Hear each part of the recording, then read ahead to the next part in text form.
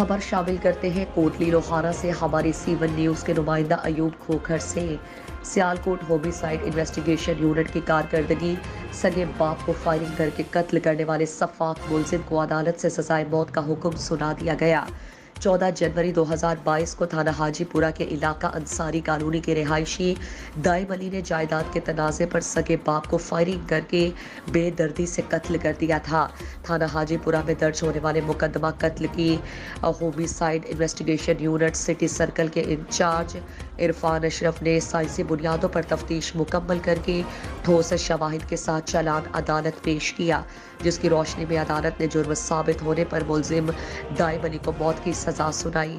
رواں ماہ کے دوران سیالکوٹ میں قتل کے تیسرے مقدمے میں ملزمان کو عدالت ہائے سے عمر قید اور موت کی سزائیں سنائی جا چکی۔